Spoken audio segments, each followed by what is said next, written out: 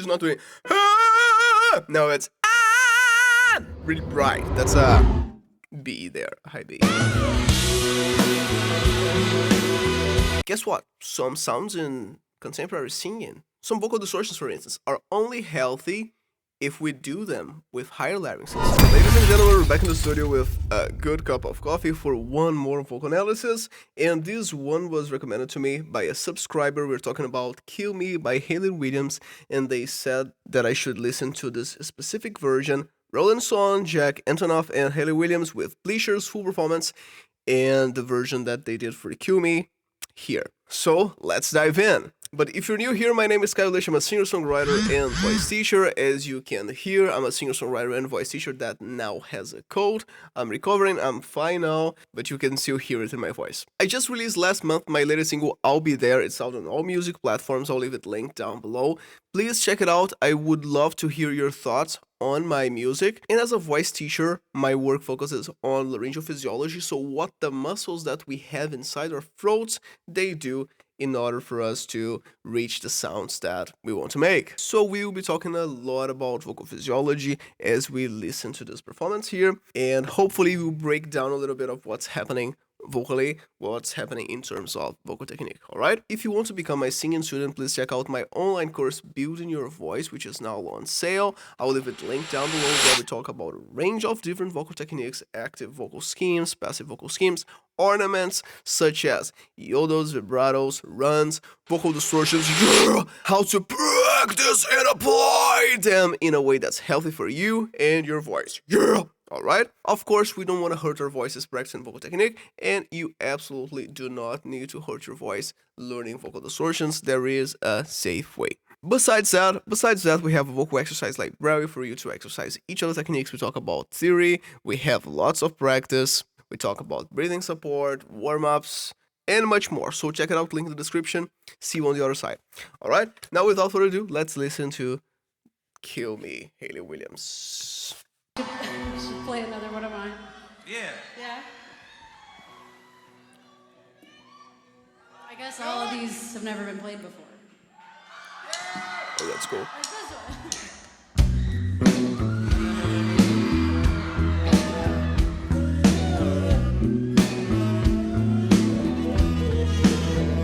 Quite groovy.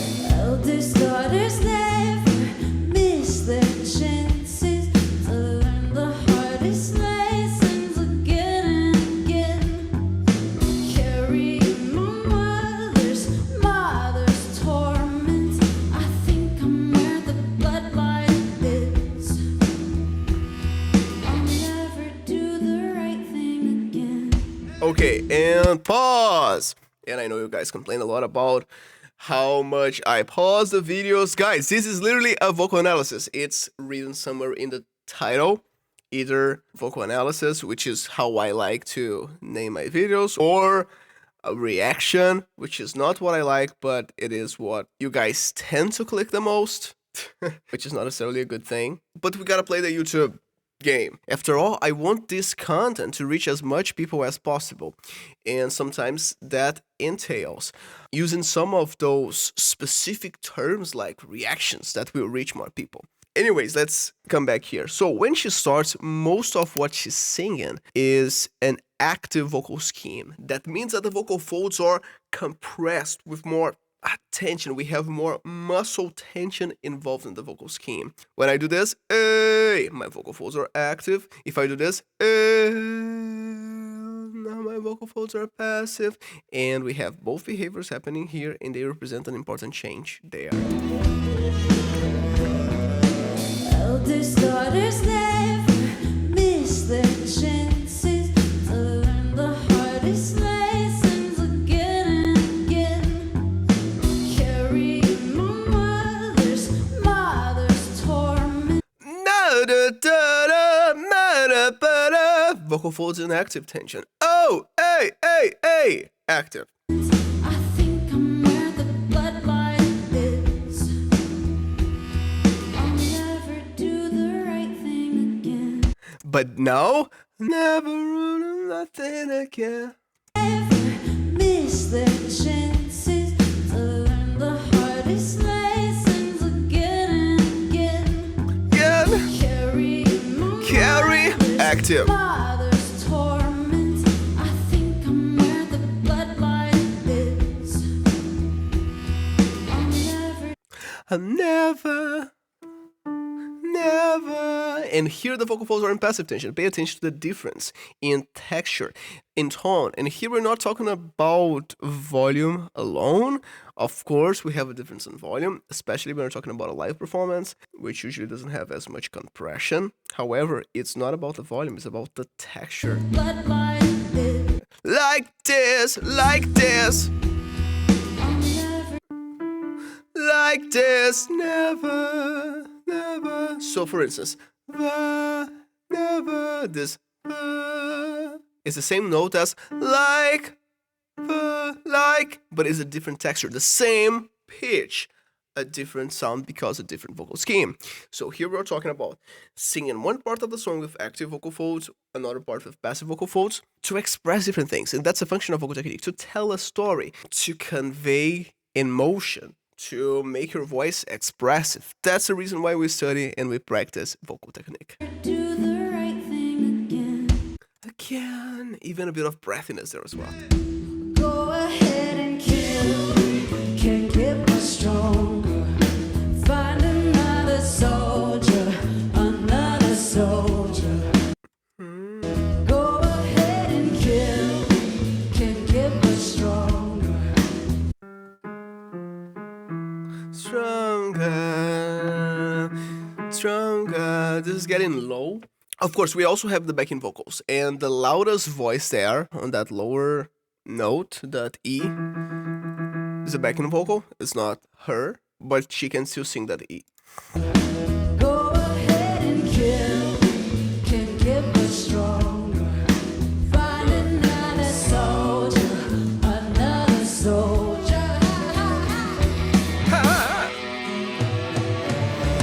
Eldest daughter comes to stop the cycle. The job you never asked for is Sometimes we have that that bright sound created by the lowering of the soft palate, which creates more nasality. By the way, when we raise the soft palate, we cut off nasality. So if I'm doing, I am singing like this, because now my soft palate, my velum, it's closing the passage of air to my nose. As soon as I let my soft palate lower, I have more nasality. So for instance, right now I'm congested because I'm just recovering from a cold. When I do it's no different whatsoever from if I were 100%.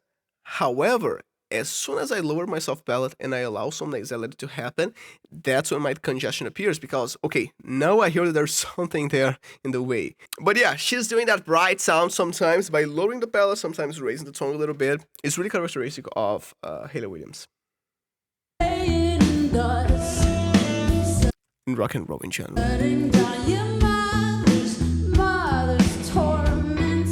Save yourself but make room for us. Either way we live in your blood. And that's exactly what I keep telling you guys. The function of vocal technique is to convey emotion. Pay attention to how, like, she's telling a story, and this is pretty much a character change. Shutting down your mother's torment. Save yourself but make room for us. Either way we live in your blood. Go ahead and kill. Can't get much stronger.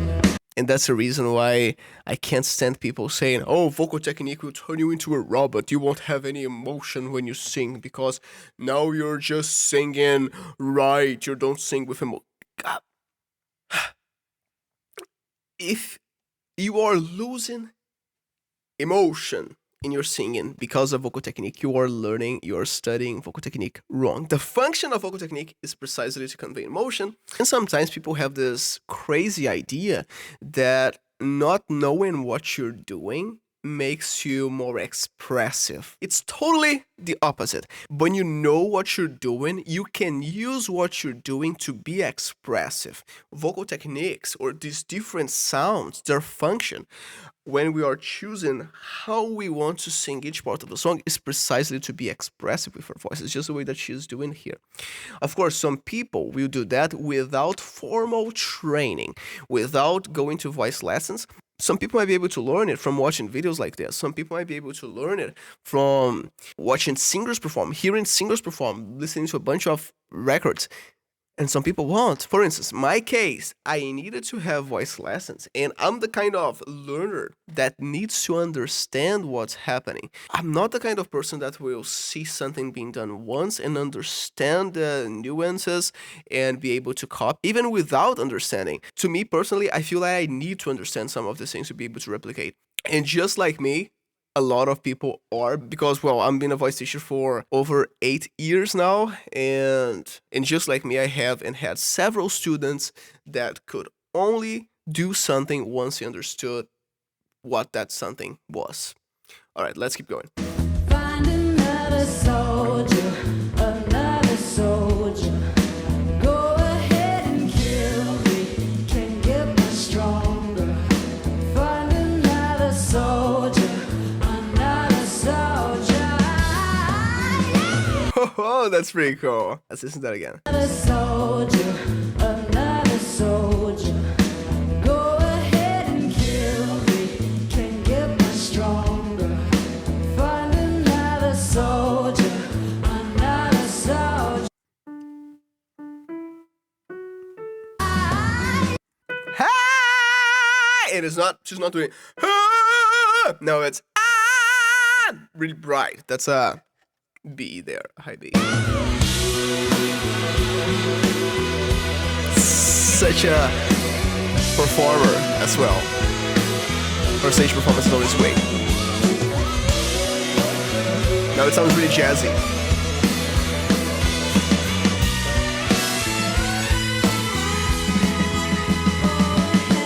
Kill me, can't get much stronger.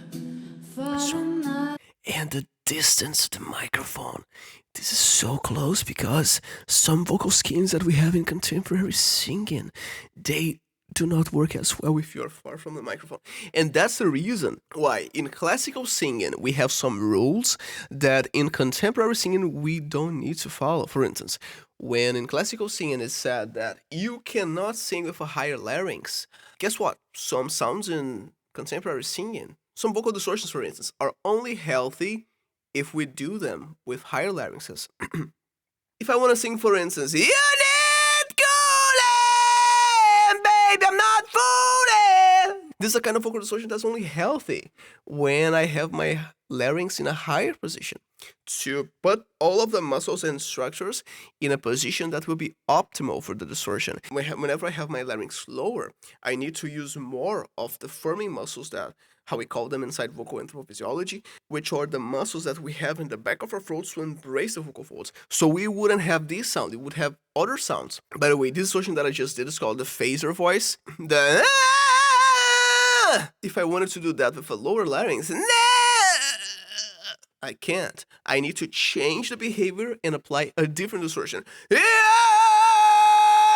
Now this is a narrow phaser. So we have different vocal distortions. Some of them require a higher larynx. Some sounds in contemporary singing require a higher larynx. Some sounds require breathiness. Breathiness is also not optimal in classical singing, and that's because in classical singing, the singers need to be able to make the sounds that they are making, oftentimes without microphones. And these sounds, vocal distortions, breathy sounds, sounds that are super quiet, are only able to be performed healthily when we have the microphone and the microphone close. So it's really cool that she has the microphone closed at all times here. Let's keep going. Soldier, another soldier.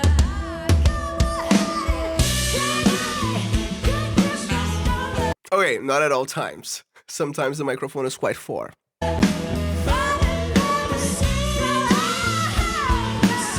We have some cool runs there as well.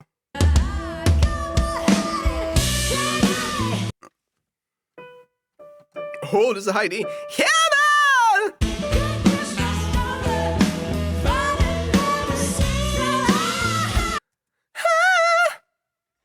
listen to that again.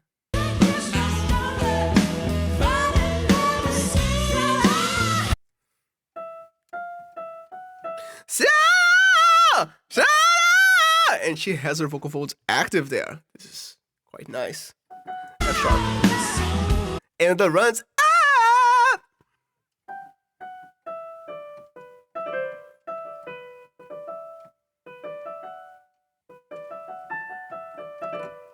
What scale is that?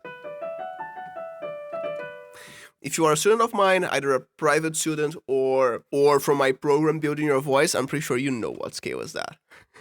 It's a pentatonic scale. Oh!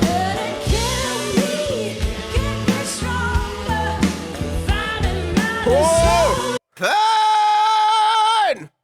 We had a growling there. Fun! This is a super glow distortion. Fun! It happens above the vocal fold, so vestibular or ventricular folds in this case.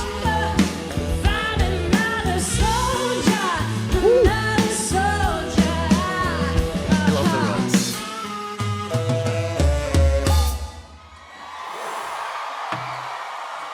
This is amazing. Incredible. Yeah, I don't know if that ending section there was improvised or it's part of the original record. I believe most of it was improvised. And when I say improvised, maybe it was planned for this presentation, but not exactly. It was recorded this way for the original studio recording of the song. Well, let me know in the comments what you think of the song, what you think of my analysis. I would like to hear from you. Again, this song was a recommendation from a subscriber. If you have recommendations for me to make vocal analysis, please let them down below as well. If you want to become my singing student and develop your voice, now I have a few time slots available if you want to book private lessons, so just reach out. And I also invite you to check out my online singing course, Building Your Voice, that we talk about all of these vocal techniques here and much more. Again, active vocal schemes, passive vocal schemes, vocal distortions, how to practice and apply them in a way that's healthy for you and your voice. Again, we don't want to get hurt as we practice these techniques. I don't know why people say that vocal distortions can hurt one's voice. I've sang with wrong distortions my whole life, and my voice is still super clean and pretty. We also talk about ornaments such as yodels, vibratos, and runs. Talk about how to properly warm up your voice. We have a vocal exercise library full of exercises for you to practice each of the techniques that we cover inside the course, and we even have a lesson on how to create your own vocal exercises to work on specific challenges that you're facing in the songs that you're practicing in your repertoire. I'll also leave a link down below for my latest single, I'll Be There. Please check it out. I would love to hear thoughts on it. Again, I'm not only a vocal coach, I not only talk about voice, you might be curious about my own singing as well, and I'm constantly writing, singing, releasing music, and I would love to have you as part of that journey as well. I would love to hear your feedback on my own music as well. Okay, thank you so much for being here. You enjoy your day, you enjoy your coffee. See you in the next one, and remember, if your concepts cannot be seen in the real world, they must change, and not the world.